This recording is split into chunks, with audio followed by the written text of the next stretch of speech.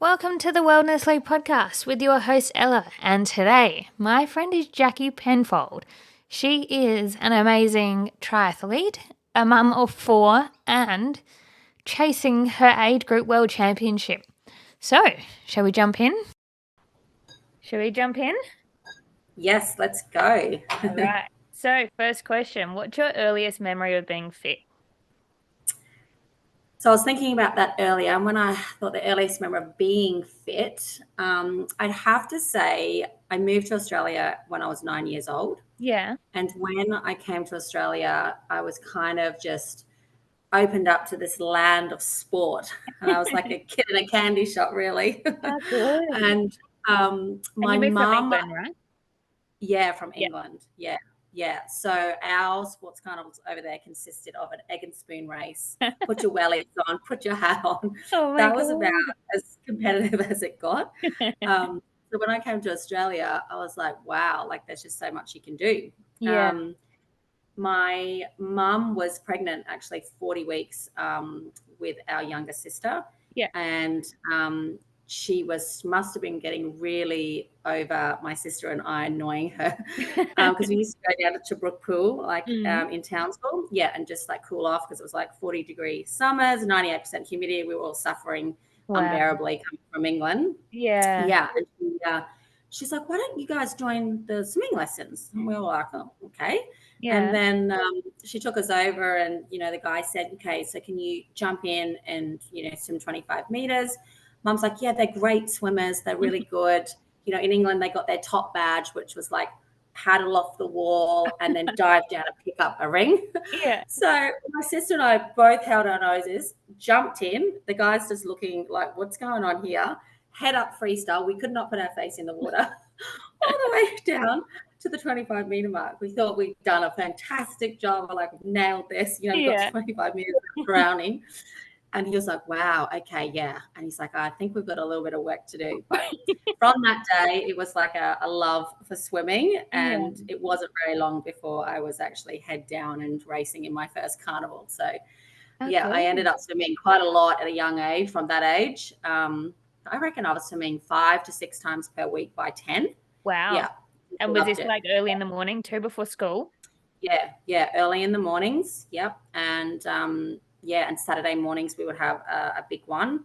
And I just loved it. Yeah, loved the training, loved everything about it. Yeah. Yeah, how good is it once you get in that water?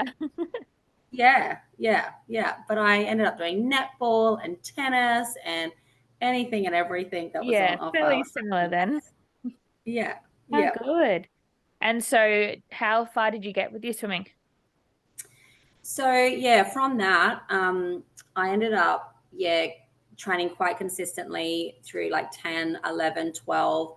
Coming from England, we were actually quite scared of the ocean because in English news, all you ever hear about is shark attacks. That's basically what makes the news over there, and home and away. That's what we based Australia off. Yeah. So my sister actually went into surf lifesaver, and I was like, no way. Like, I can't see the bottom. I don't like that. Yeah. But eventually I ended up doing quite well in the pool and, go through your B grade carnivals, and then you would upgrade to your A grade carnivals. And then I was just like, I want to do more. So I started surf lifesaving as well. So I did go to States, for surf lifesaving and swimming. Yeah. And surf states were very interesting because obviously we were coming from Townsville, swimming in the ocean up there. It's like a pool. And we would come down here and get absolutely hammered. I had never experienced waves and oceans. I remember one particular race.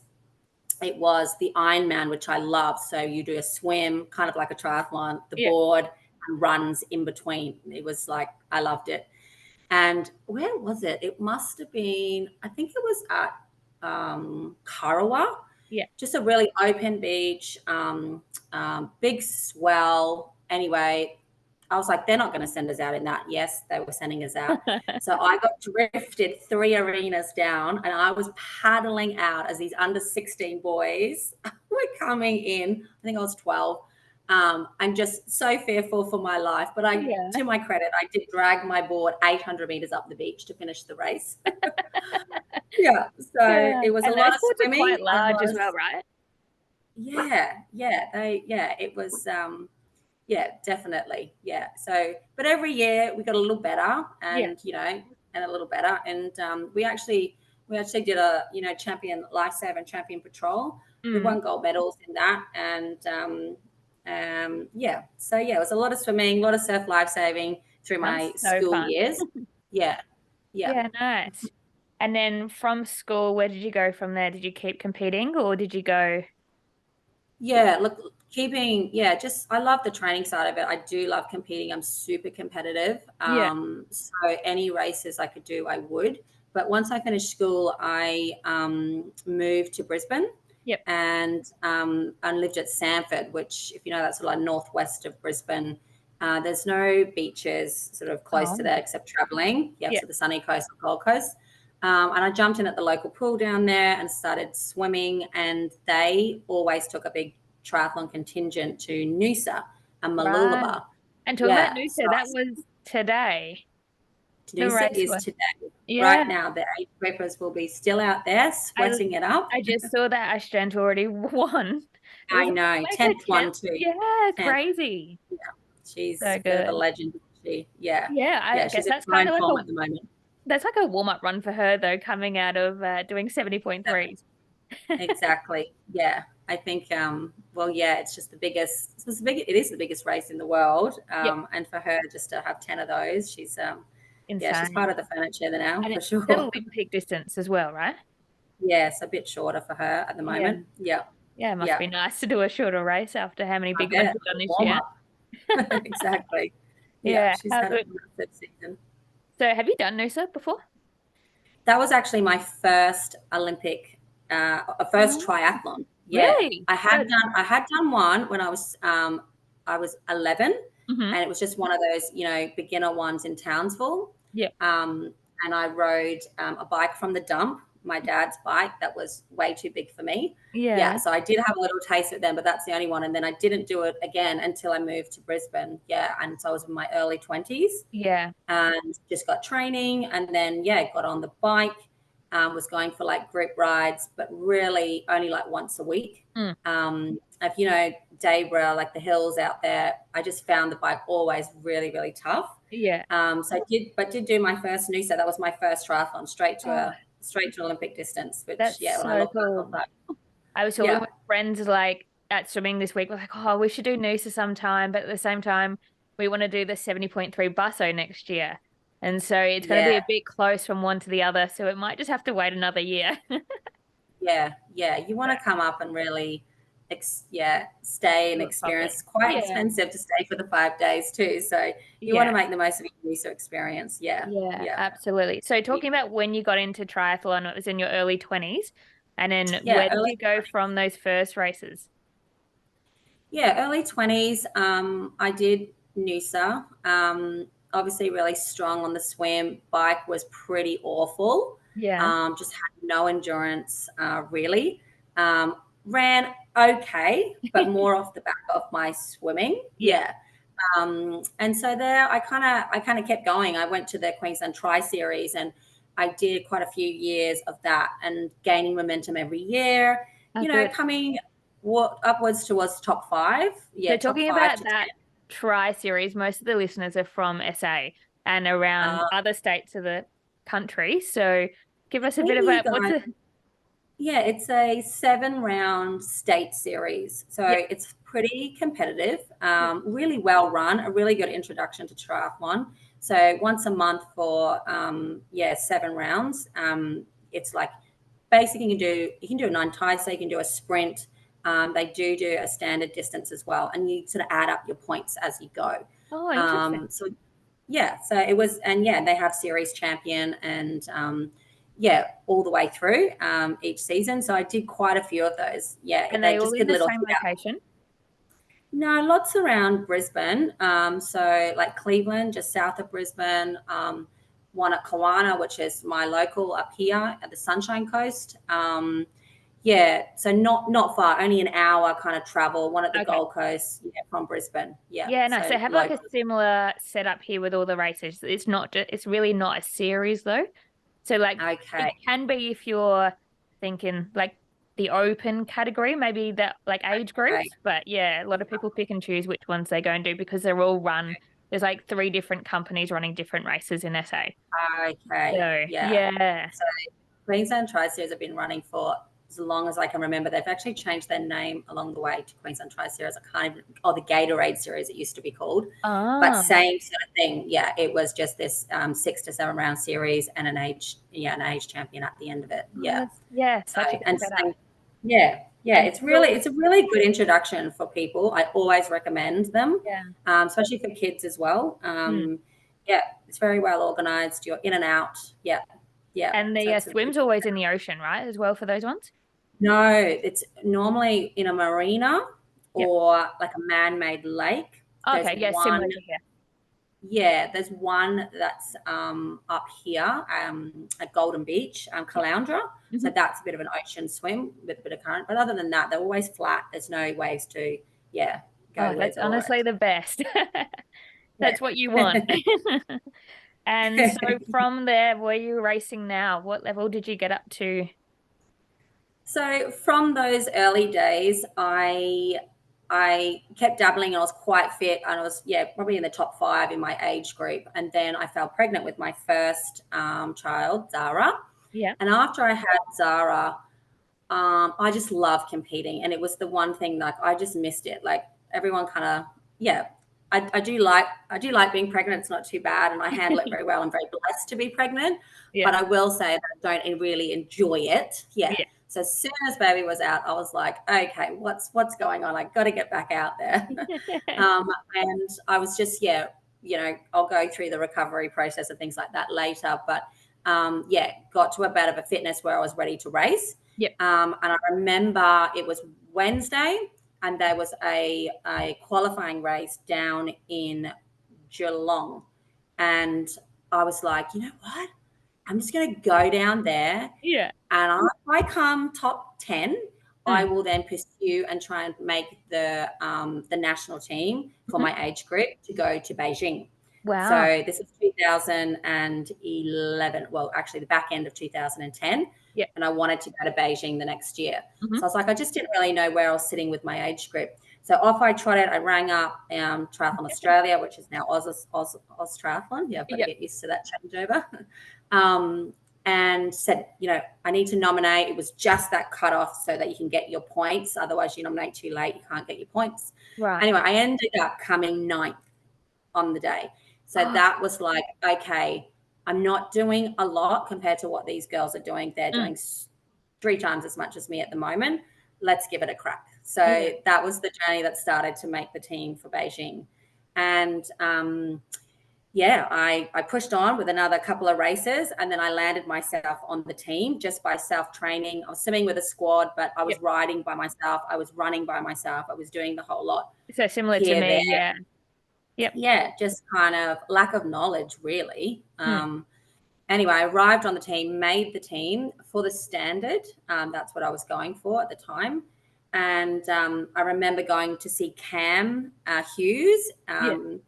Yeah. He had a great bike coaching set up in West End. Mhm. And I arrived there and I said to Cam, I said, I've made the team. I said, I need to ride a 105 by the time I get to Beijing. I think we were 5 months out, Okay. 4 or 5 months out. And he looked at me. I can still remember him looking at me and going, okay, so how much riding are you doing? And I said, oh, I'm riding like once in a week and once on a weekend. And he's like, okay. He's like, so what's your best time? My best time was like I reckon it was like a 121 or something for Yeah. 40K bike. And he was like, okay. He's like thinking in the back of the head, this girl's a nutcracker. Like this girl's got no idea, or Well, she's just a straight we're nutcracker. pretty nutcracker for doing triathlon, aren't we all? But like, Yeah. yeah. So I started training with Cam, and I remember we were kind of like a month into this training. So I was training 4 sessions a week on my bike now. Yep. 3 of them would be indoor on the compy trainers and 1 long ride outside. And on those 1 long rides outside, we were going about 90K. So to this day, I probably hadn't ridden anything more than 50. Just had no endurance whatsoever. Mm-hmm. And he said to me, I was hurting on this ride, like really hurting. He said, Jackie, you really know that it takes 7 years to learn how to ride a bike. I'm like, dying of this skill. And I was like, 7 years? Oh my God, I don't have 7 years. I'm going to win this race in a few months. So yeah, it was there that it kind of dawned on me how underprepared I was in such an event, and what these athletes were doing. Yeah. They had been doing it a long time as well, year upon year, building sorry, I can't speak, building blocks and just laying all those foundations for so long. So yeah, I did do really well. And by the time I got there, even Cam says you've come so far. Yeah, and I ended up smashing my bike time in Beijing. But yeah, consistently getting 105s was probably just a little bit further down the track. Right. Yeah. And then from Beijing, how'd you go at that race? I came 13th. Wow. It was 13th in the world for my first world champs, only deciding to do it probably That's 9 months incredible. earlier. Zara would have been, how old was Zara? So it was September. So she was 18 months when I went over. Did she come with you? So there was, I would have been 27 then. Yeah. 26 when I had Zara. I was 27 when I did the race. I learned so much, like, on that scale of that level. Like, if anyone that doesn't come from a triathlon background, and I have this conversation quite a lot, there's like elites, what I call elites, which are pros, and then there's age groupers. But those age groupers, a lot of them do dabble in and out of elites, or once they finish, they come back. And also they're just, the only difference really is quite a standard different time of fastness and speed, but the recovery time we have. So they're still doing all of this work, but you just don't get the recovery and the science and all the rest of it. Well, I think we also, like, being in the age group, we're juggling jobs in a normal daily life where the elites don't really have to do that. And the other part of not having sponsors, so you have to buy all your equipment yourself. We have to deal with that as well. It's definitely a lot on age groupers. So Beijing was a learning point. The swim went well. I think I came out 6th, so I was up there. It wasn't draft legal because it was the most technical course, one part of the course. So it was like uphill, steep down hills with a sharp corner. They had bumper bars up because it rained and the elites were just smashing into this thing. It was carnage. They didn't have, I remember the Mexicans, obviously they must ride on the other side of the road in Mexico. Yes, They were all on the wrong side of the road, and there was no like the help out there. There wasn't much manning. We rode across like a tight little bridge into it was the most technical course. And it was 3 laps. And then you went through like the transition area, and there was like bumps where they hadn't like stuff down, like the rubber was coming up, people were sliding, like it was so many crashes. So I think I rode a 115 or 114 over there, which was pretty good under those conditions, but my bike skills just I was riding beyond my capabilities the whole way, but I was happy that I stayed on my bike. So And did you run a similar track to that too? The run was just a 2-lap out and back run, so it was a little rise in there, but it was pretty good. And I ran my fastest run. I think it was 45 minutes then. Wow! Which was for the 20K. 10K. 10K. Yeah, 10K. Nice. So good. So 13th. And then I went on. I came back and I started training again, and I was like, okay, I'm just going to build on this. So the following, few years, I really stepped up the training. Did the Gatorade series. I was now like 1 and 2 in the series. Wow. Often making podiums, things like that. And then I decided I was going to go to London in 2012. So training really, really hard for that all round, really going really well on my bike, getting the 105, getting the 107s rack to rack. Just a lot more consistency. But at this point, I was still running by myself. I didn't have a run coach. I was riding with Cams, and he was doing wonderful things for my riding. Swimming, I was swimming with squads like Red Dog and whatnot. But just my program wasn't, you know, what it looks like now, which is done by one person and takes into account, effort has never been my issue. So I'd go and get flogged in the swim, get flogged in the bike, flog myself in the run, but the whole package kind of wasn't there. Yeah. I ended up, though, qualifying number 1 for the sprint. Yeah. So good.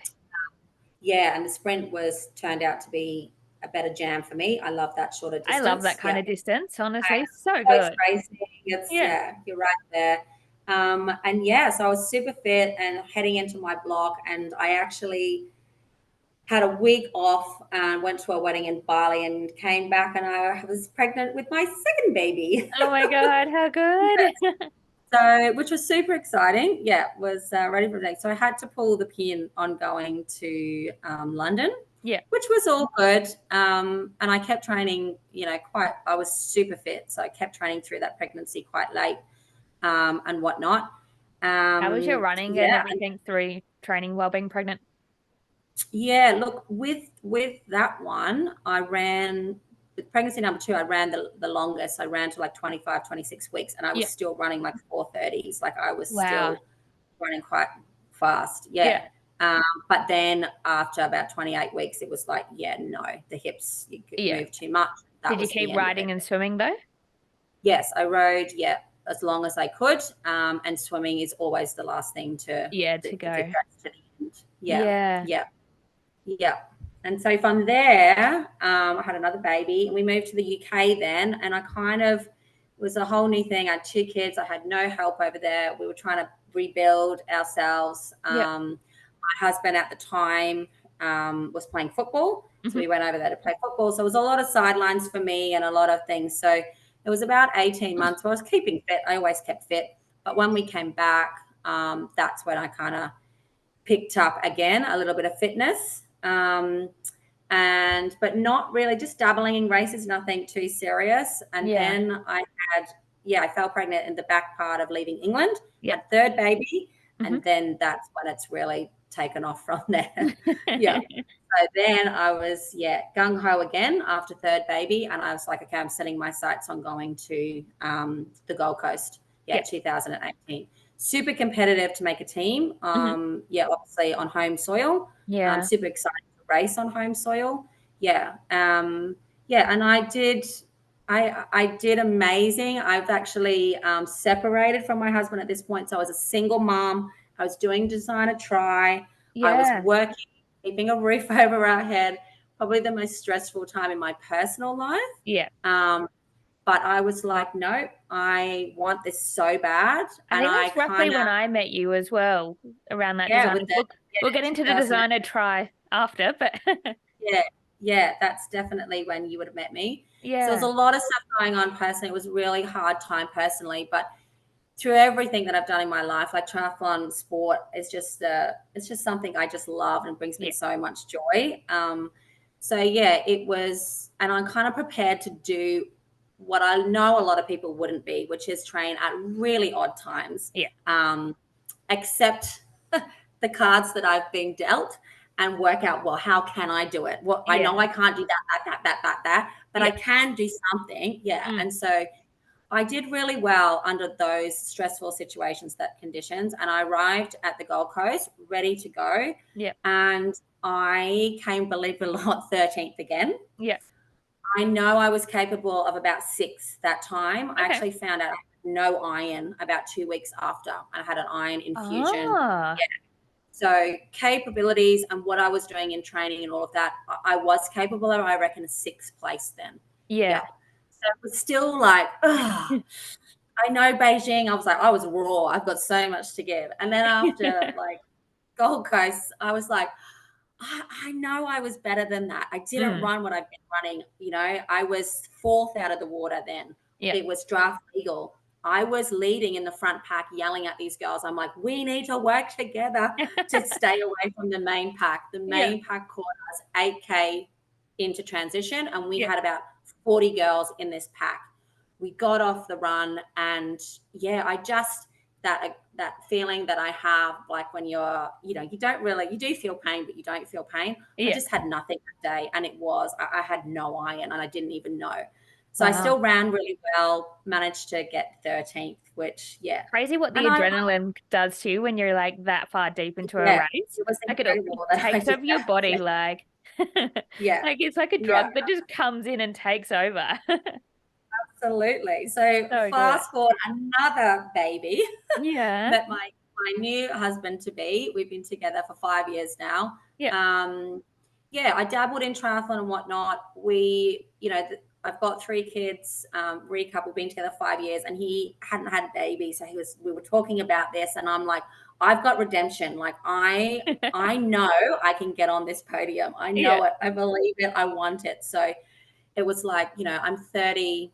I was 39, and we were like, should I go for my world campaign now, or Yeah. I was 38, or should we have baby and then, come back after Mm. baby? Because obviously the longer you leave pregnancies, the more risk that you have involved. So we're Yeah. like, okay, well, we've got to do that. We don't have a choice. Yeah. Yeah. So I decided that we'd have the baby, and luckily for us, we fell pregnant straight away. And during that pregnancy, all my focus was on the health of the baby, Mm. but in the back of my mind was, I'm going to do everything I can. So once we're out, we are in the best shape to then go for my 2-year campaign. I'm giving myself 2 years Yeah. to get in the podium next year in Yeah. Spain, in Malaga. Yeah. Oh, how good. So yeah. And the part that people say after having a baby you come back stronger.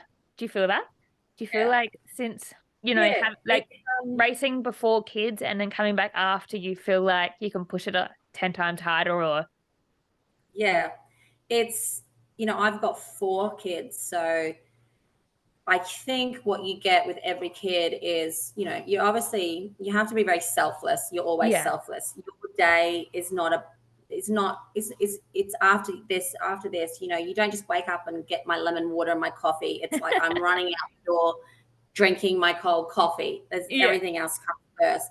So I think with that, you're just taught a lot of resilience to the fact of endurance in Mm. just day to day, Yeah. how far you can push your body, what you Yeah. thought you could push your body before to what you can push your body, just keeps stretching the limits all the time. Hang So on I two do think, seconds. I think it's gonna stop. And then we might just it's got like, so in 9 minutes time it might stop, and then I might have to send you a new link, but I'll fix up the audio later and edit it so it just goes that's okay. together. So if it That's just okay. stops, I'll send you a message straight away. Oh good. Okay, Yeah. keep going. Sorry. Yeah. It just like send me a note. Yeah. So I think mums handle a lot on the day to day. They're on the fly, they're coping with things. And I think the endurance, for the mind is much better, but the Yep. endurance of the body, I have to say, it's getting better and better. Yeah. Yeah. I'm not done yet. Yeah. And so you're talking about that 2-year campaign. How are you going to get there? Yeah. So this time I did a lot on my own. As I said, I've never had a run coach. Yep. I never had a program that was done by one person, so they Mhm. know how hard I was working in the swim squad, how they Yep. know how hard I'm. So we've stripped it all back, and I picked somebody who has a lot of knowledge, with people with injuries, well, people who've been in the sport a long time. Okay. I've watched back with Kirsty Sheehan. She's my coach from Multisport Dimensional. She just rebuilds people and makes them faster than they've ever been before. Oh, that's She's like the amazing. Wonder Woman of coaching. So I watched and I looked and I watched and I looked at these people. I'm like, wow, Mm. they're coming back and they're like faster than they were in their 20s. They were riddled with injuries. Touch wood, I'm actually quite good injury free. But she was rebuilding them better and better. And she's so good at programming. So she looks at the stressful side of my life, which is running 4 kids, God, 4 kids and keeping them alive. Yeah. There's a lot of stress and tiredness that comes with that. So Yeah, of she course. really works with that. Yeah. So the campaign was to turn me into a runner. We Mhm. know we can get there on the swim and the bike. I'd never had a run coach, don't come from a running background. Yeah. Yeah, Um, yeah, exactly yeah, the same here. yes, Running's yeah. definitely the And worst part. every race I'm like just hanging on, Yeah. waiting for them to come and get me. So Yeah. yeah, that's the plan. And after baby, it was just safely building this slow endurance. She said, Jack, it's going to be so boring. You know, you're Yeah. not allowed to get your heart rate up over, you know, all that kind of stuff. Just building those good bases then to like peak from. Yeah. So far, so really good. You know, could I be running faster if at this point if I was training by myself? Probably, because I would have been doing all the intervals and all of that. Yeah. But I've had a year of just building, and now I'm just getting to those intervals, and it's actually, we're actually seeing some great results. So, and we're still a year out. Yeah, Crazy. So I have a coach, and I talk with her every week. I've invested, my whole family is on board with this campaign. And I think that's really important because it is a selfish sport, triathlon. It is a lot of time. So all of my kids and my partner are invested in this journey. We know it's for a certain amount of time. But yeah, we're all invested, and you've just I'm got leaving 3-4 more training buddies then, right? Yes. Well, they've got their own training sessions that they attend to. So my afternoons are all taken up with their own training sessions. Yeah. How do you fit it all in? So how do you fit your training in on top of their elite level fitness? Yeah. I think, you know, any big families, anyone that does anything, like the same with you, like, you know, everyone's saying, oh, how do you do it? How do you do it? But I'm also sick of everyone's people busy. asking that question. Yeah. Like you'll never understand unless you're busy, like we are. I honestly don't. I don't have the kids of obviously, but I'm just sick when people look into lives like ours and be like, "How do you fit it in?" And I said, "I can't explain it unless you know how we feel." Yeah. I think that's a good point. I think I always say everyone's busy. It's just what you fill up your time with. Look, with 4 kids and working and training such a large amount, there has to be. So we have we have 2 whiteboards actually. It's like the central control system. One of them is full of key dates, like through the year. The other one is a weekly board that we do on a Sunday. Okay. So during the week, we have everyone's schedules up, like, you know, track training for Zara on a Monday, all those sort of things that go in. Extra things like we've got a parent-teacher meeting. Lenny's got his needles coming up. We've got an extra carnival. So it all goes on. Then when we've got that out, it's then that I go, okay, where do you want to train? Because I'm kind of flexible in the mornings. I'm kind of taking all the mornings. I was kind of hit and miss. But now that we're getting into the nitty gritty stuff, I need that time to recover. I'm a morning person now. After pregnancy and just getting back into it, I just took whatever was left. And if that meant there were times, you know, I think back and Lenny was maybe 4 months old and I was getting on my bike at 9:38 at night. You know, it's a little bit crazy, but it was, you know, it was 40 minutes that I had then. I knew the kids were in bed. I knew that. And then I would just place it in there. You know, it was all, just take what you could in those early times when you have a baby. It's crazy after a baby. It's crazy, but it kind of comes in blocks. Okay. So the first sort of 12 weeks, it's just like, you're just all about the baby. You just, put your hands up, let go. Don't try and do anything else because you'll send yourself crazy. Let your body heal.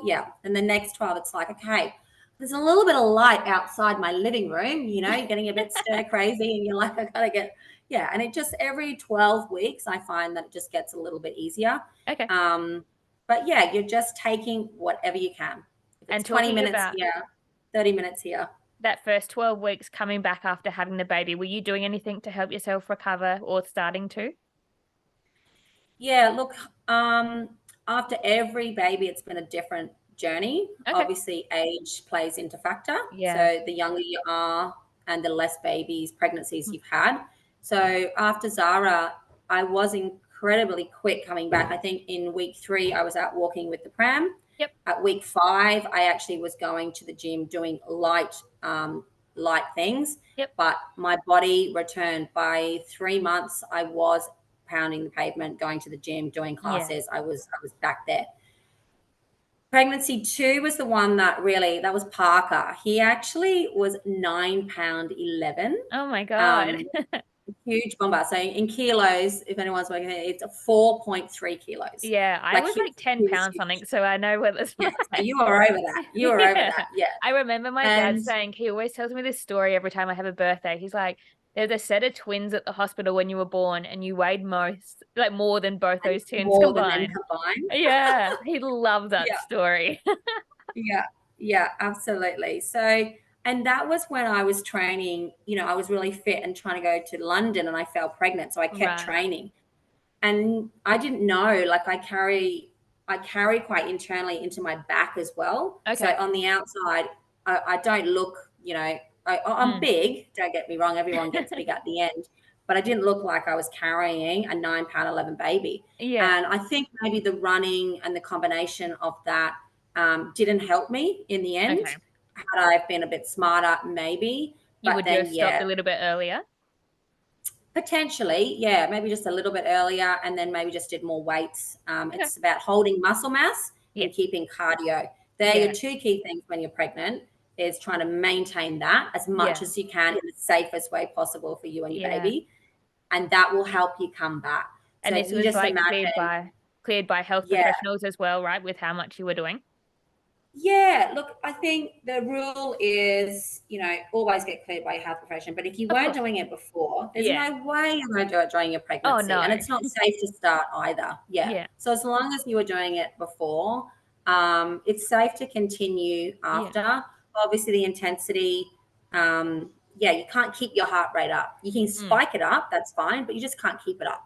Yeah. Okay. Yeah. So it's that they're the main things. But to just do nothing, it's not healthy. It's Mm. not the best option for your baby. Blood pumping through Yeah. helps them get the nutrients and what they need.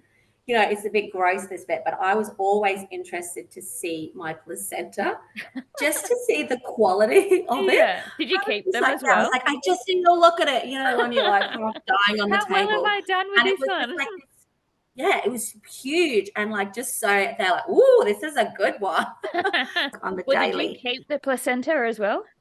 No, I did not do a Kim Kardashian and turn it into pills. Yeah, I was gonna Um, say. no, I did not. No, I Cool. just wanted to have a look to see if it was healthy. It Yeah. just, it was really assuring to me that my body was functioning optimal. And Yeah. yeah, good. It was How good. strong still inside. Yeah. And then so coming back after, what did your rehab look like?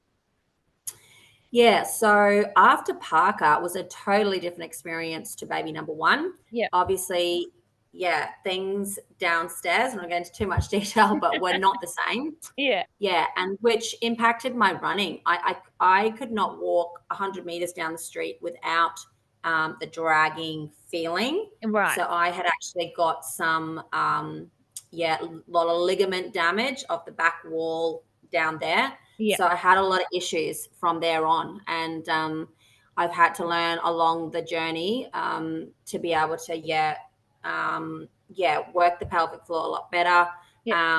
And try to get back to running and things like that, because at 7 months it was at 7 months and I was just like, it was just a really long hard journey to get back the second time. I wanted to and I was ready, but I had to just rebuild down there because I was just having lots of issues, incontinence, a lot of issues. So after 7 months things did eventually tighten up and get better, and I was able to that, but I kind of lived my life from that point, and still to this day things are managed. Yeah.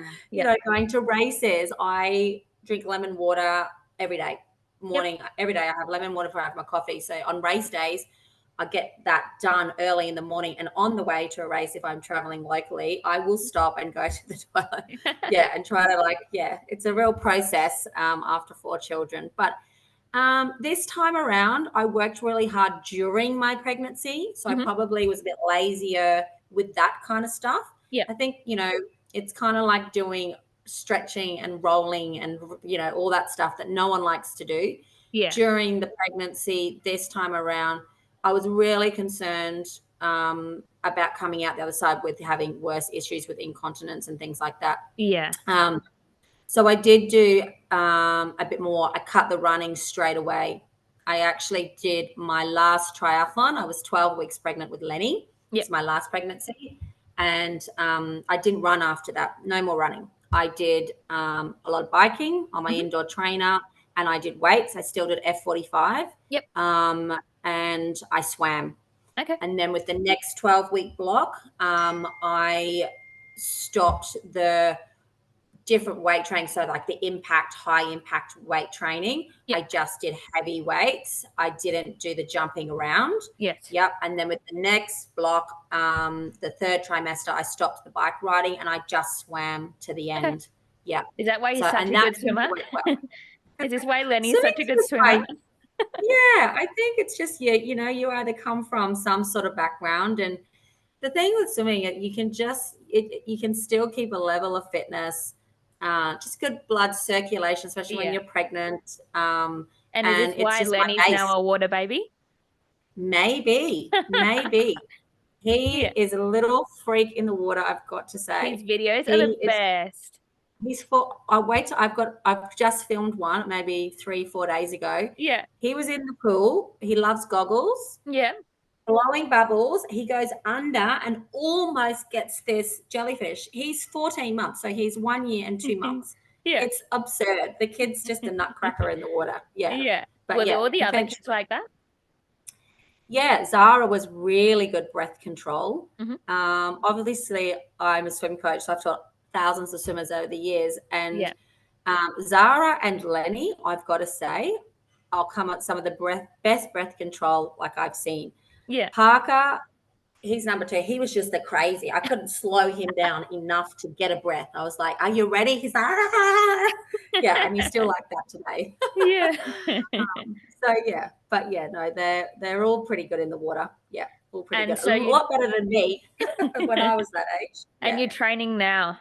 What do you look like? What's your training load going into the next your 2-year championship? Yeah, so right now I often do blocks of 12 or 16, Yep. and in that then there's like a goal race that I've got, like a test race or Yep. a qualification race or whatnot. So right now I'm in week 5 of a 12-week block. Yep. At the start of this block, my coach said, let Bruno, which is my partner, know that things are going to turn up a notch. So right now we're building towards, a lot more hours a week. Mhm. Some double session days, which to this point I haven't done. I'm still doing a lot less, I think, than the girls that are, I am on the podium already, which is fantastic. Yeah. But yeah, I need to be number 1 in my age group, and making those overall female finishes in those races, like top 5 overall. That's where I kind of want to be and need to be. And so qualifying I'm for Spain, you just need to place podium every race from now until then? Yeah, I've done 2 races and I've had 1 win at that race. So I got maximum points. I had a second race. I got second. So I got another load of good points. I now have 1 more race in St Kilda. That'll be my 3rd qualifying race. They take your top 3. Is that in Melbourne? And yeah. So in January, we'll be down there. And that's probably the race that I'm going to be seeing a point where I'm overtaking where I've possibly been before. Yeah. So I'm kind of where I've been mostly. I'm about to now overtake that and sort of become faster than I've ever been before. Crazy. So we were talking last week with Hattie about heat training from, say, an Adelaide athlete to train and race in Queensland. How do you reverse heat train to go and race in Melbourne?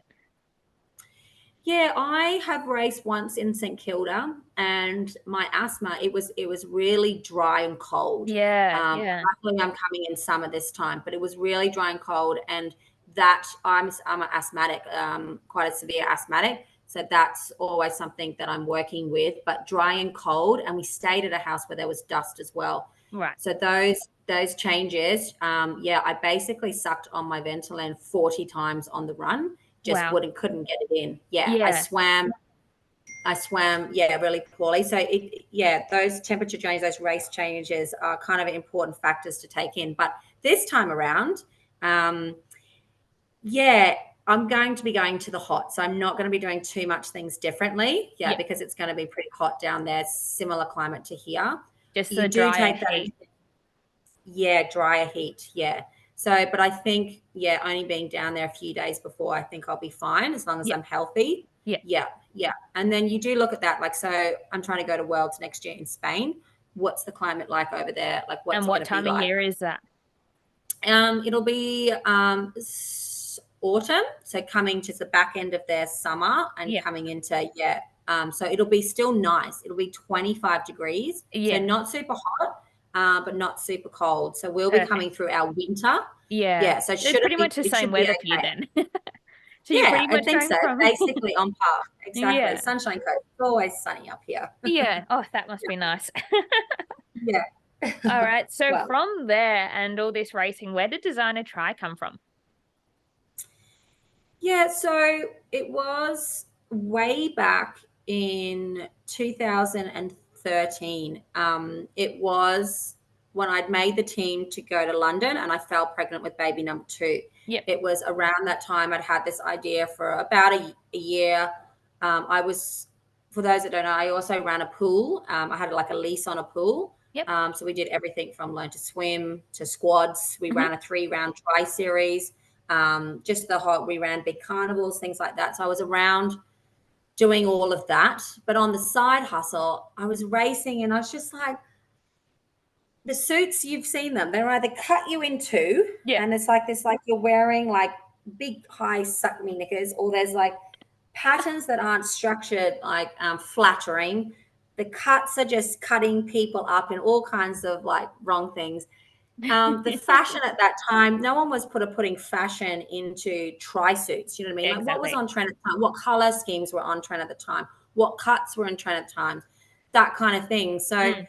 I did see a big niche in the market for something that was just a That bit wasn't more glam. black. Like, yeah, why can't we look good when we go racing? I feel like a Why lot of the can't we? tri suits were made for males' bodies as well. And so it was Yeah, so hard it trying to was find that one. stock standard thing that was Like your kind of rectangle flipped kind of body, and around. then there was nothing really else.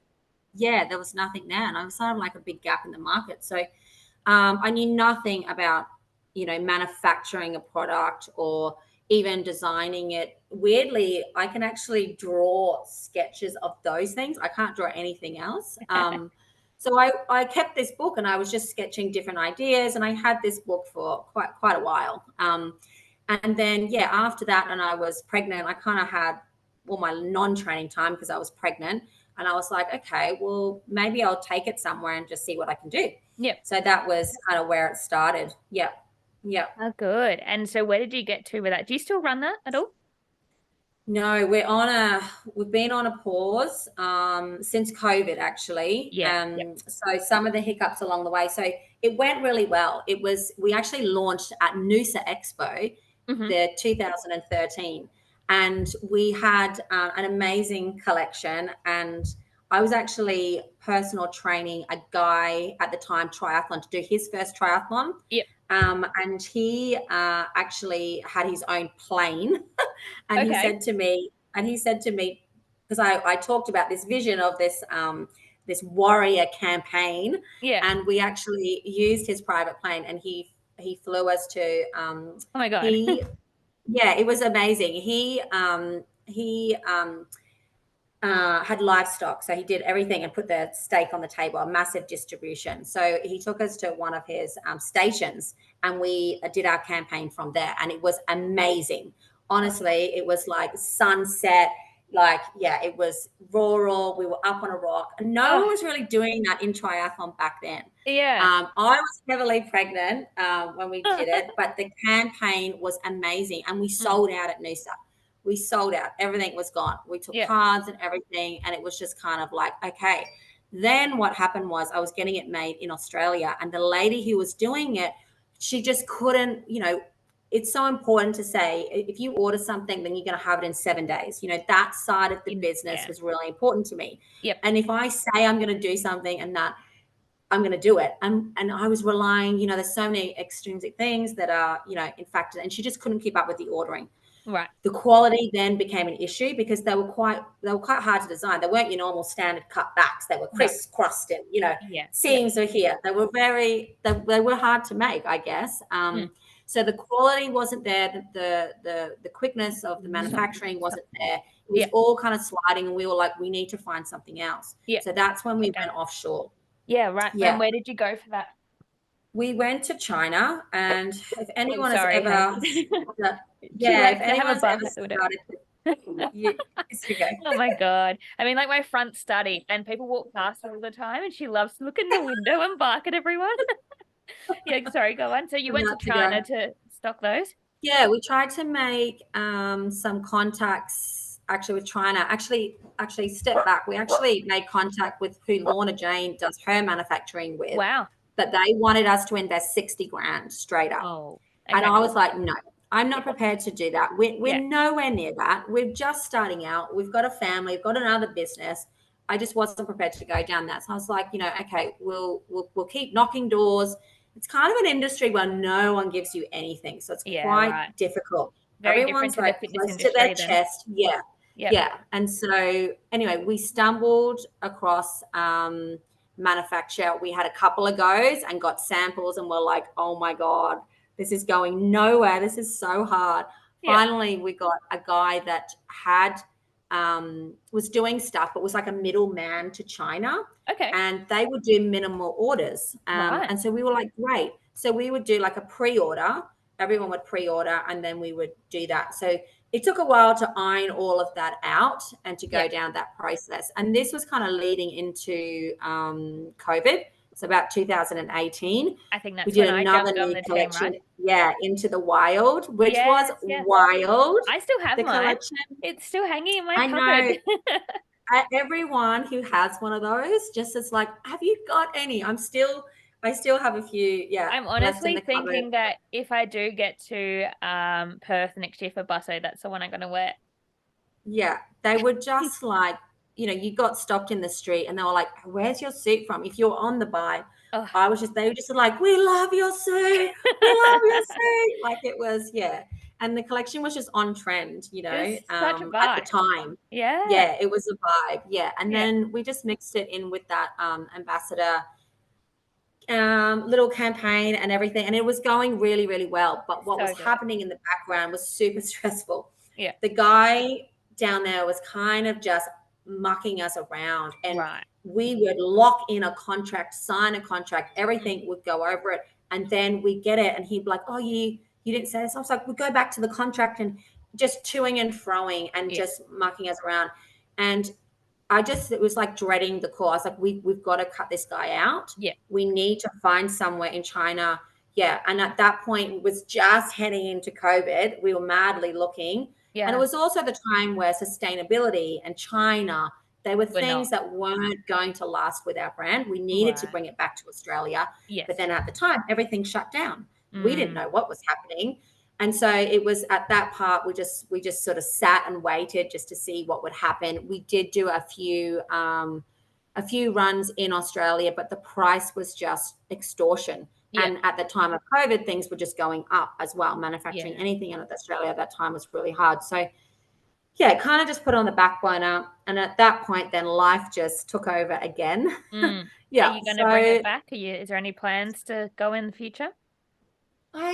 There is. I still think there's the niche market for that. So the way that we did it is that we did a small collection, and that was like, if you buy designer, there's only 25 of these in the world, and that's it. Yeah. And that was the good thing. I think our customer loved is that they knew they weren't going to bump into every person in the suits that are out there where everyone's got one. You were standing on the podium with the best suit, not like everybody's wearing the same suit it's you. Yeah, and that collection, it's done and gone. And then the next collection will come. So I do think what we had worked. I do think we were at the forefront of something. Yeah. It was just, I, at the time, obviously was going through a divorce and mom of 3 kids, training for Worlds, keeping a roof. So I knew what I wanted to do, but at that time in my life, there was just no way that I could really execute it to the level that I wanted to. Yeah. So now, I'm putting all of my focus right now into this World campaign. Yep. I believe that I am capable with the right coaching that I can get on the podium in Malaga next year. Yep. It's going to be a massive task, especially coming back from baby number 4. But that's where all the focus and the time's put in. Yep. After that, I Watch never out. say never, Ella. Never We say might ever. Yeah. we might come back with a new collection. Maybe. Yeah, maybe. Yeah, for Oh, how sure. good. So do you still run the pool and everything as well? No. So in Sanford, we finished up there back in 2014. Went to the UK, did 18 months, nearly 2 years over there. Yep. Came back, and from there I have just done a lot of working for myself. Obviously, having a pool, the crucial hours of that are afternoons and mornings, which are Yeah. also peak hour times for children. Yeah. Yeah, Doesn't so it's quite work. not conducive, to juggle that. So now I've run a lot of beginner clinics Yep. for a lot of mums, really. I just have a real love for mums because I can see them that they're coming to the school gates and they're just so empty inside because you leave yourself last. That's what you Yeah. do as a mum. You put yourself last. And Mm. after years and years of doing it, you kind of forget what it's like to know what your favorite color is, to know that you liked this food or do all of these things. So Yeah. it was kind of like there was a bit of a also in a gap I saw where maybe it was too overwhelming to join a tri club. Yep. That's a big leap. Oh, of And course. then you're out there, and often you haven't ridden a bike for 20 years. Mm. So these were beginner clinics where swimming in the ocean, it was, I'd take people who, weren't confident, or a bike clinic, it's skills, and in a Yeah. way where it's just a community. You can ask those silly questions. You can fall off. What is this shoe clip? Like, what is a gel? Like, there's a lot of questions you Oh, need to I ask in love triathlon. I this. think then once I got them to a point, often these ladies then went and joined tri clubs. And Yep. a lot of them now are still out there competing. So Oh, I so kind of was good. like the middleman to get them there because Yeah. I do think that it can be overwhelming I for feel like beginners to join a tri club. that kind of like in betweener from your parent or your beginner to a tri club, there's a huge market that's missing. Like there's I lots of think so. tri I clubs who really like do. to say that they're for the beginners, but you really can't jump Yeah. out and go on and Well, I think, they kind of run that beginner course and then mm, it's kind of left to there. And you yeah. know what it's like with triathlon. There's a lot to learn. There's a lot. Mm, Yeah. And I think, accompanying someone into transition, for those first few races, or even yeah. more than just one, it's necessary. Yeah. Yeah, I did a Yeah. similar training course through, it was called Triathlon SA, which, yeah, had the similar one up there, but they did a training course. I think it was like 8 weeks and it went through everything and then your transitions and how to do it properly. And it was amazing. Like I still use Yeah. some of those tips till today when I'm racing.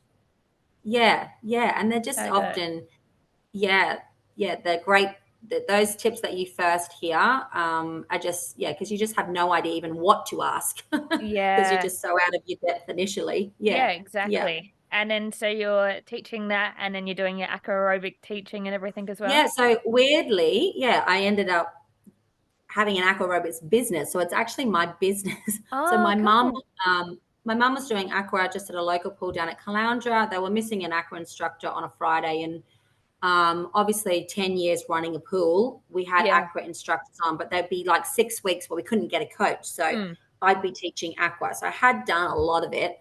And I don't run, I love this demographic because I It's think such I a, come in very different. yeah. I'm just like, I have so much respect for the way that they've lived their life. They've been Mm. through everything that we've been Yes. through. And I'm like, it's not over. It's not over. Keep going, And girls. we go in there and we work hard, we Yeah. have fun, but and so, anyway, I was working there. They loved me. They didn't want me to go.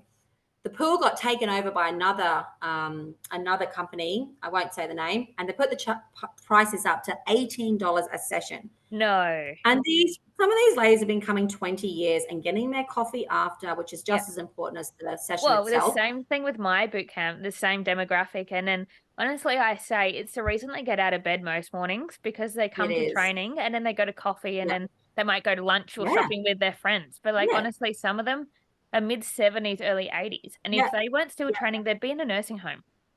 Exactly. Mm. Exactly. One of mine, my eldest one is 85 Yeah, so is and mine. she's as sharp as anything. She Yes. comes 5 days a week. and she's using the dumbbells. Like, we have built enough strength that they've got guns, and they go see their doctors. And I've actually just told them I need testimonials from all of you because I'm just trying to compile them all. But they go, then they say, "What are you doing? Like, what are you doing?" It's even just like stability. Oh, That's yeah. how they get injured. Skip over on that, but their stability and their stance, their core strength, everything is just Yeah, amazing. I know exactly what So you I mean. actually love it. Yeah. So Yeah. anyway, I was like, "You're not paying $18 a session. I'll find another pool." So I went and found another pool, and I actually just hired the whole pool. Yep. And I charge the ladies at $7.50 so that they can come every day. That's And great. we work on numbers. So Yep. the more that's there, the better. Mhm. Not maybe having 5 people there and you're paying $25. Yep. So I think our highest number in total has been 60. Yeah. 60 people in a class. Which Wow. is so good. Yeah. Yeah. It's Yeah. amazing. And how long you been doing that for? So running. Well, we launched the business right before I was about to have Lenny Yeah. last year. And so, the business has been going a year now. So A good. year, just over a year. Yeah. Yeah.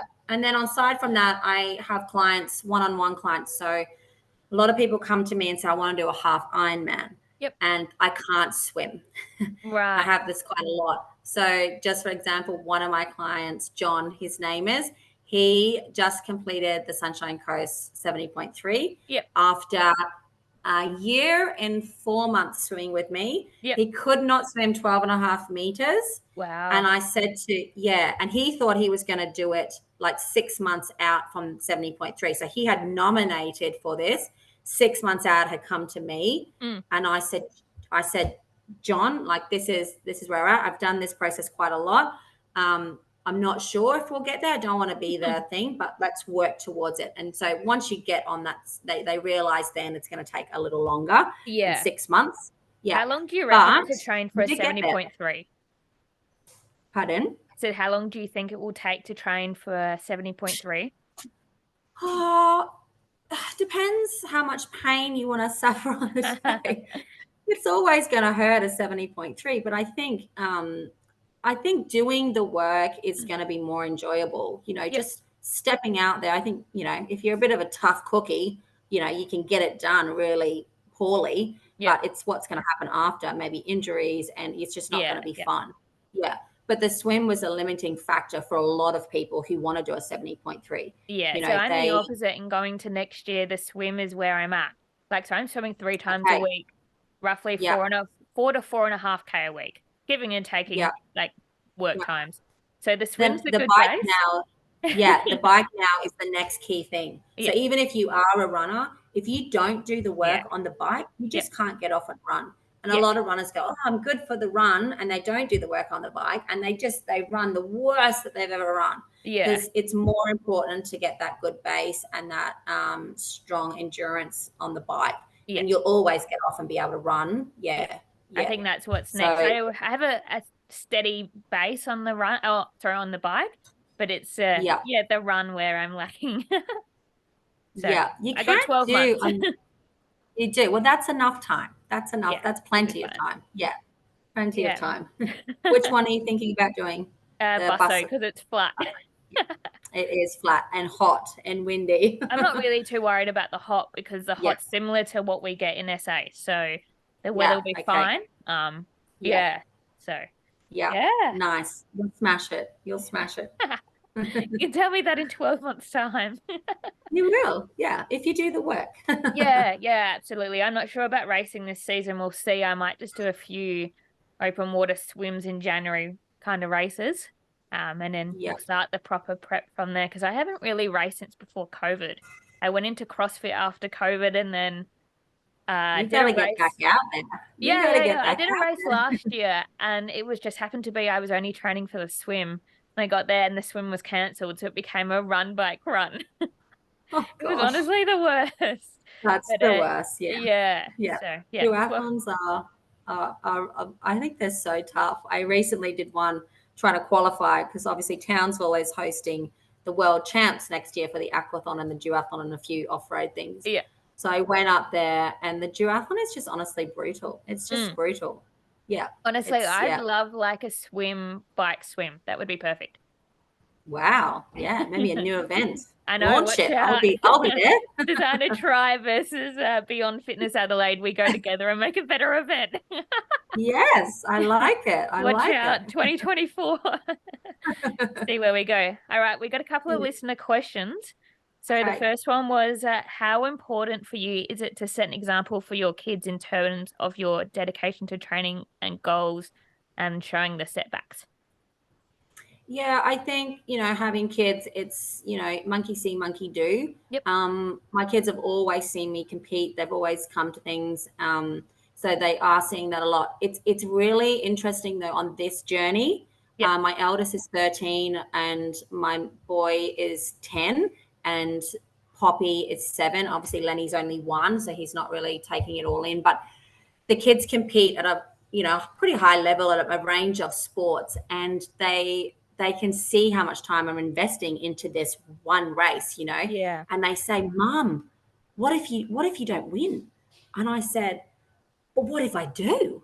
I said, yeah, but you're doing all this work. And, so it's a really good learning thing because I'm like, well, I have 2 goals, specific goals for Malaga. That's what I tell them. And I say, one is to get that medal, to Yeah. get on the podium. I really think I can do it. But the other is I want to get there and I want to arrive in the best shape just in case I get there on my worst day, which is most likely going to happen. Yeah. To nail a race and be perfect and on time, it never happens. So I want to arrive there knowing I'm going to be tired, stressed, jet lagged, maybe got my period, all the rest of it. Yeah. And I'm training for that moment of being in my best shape.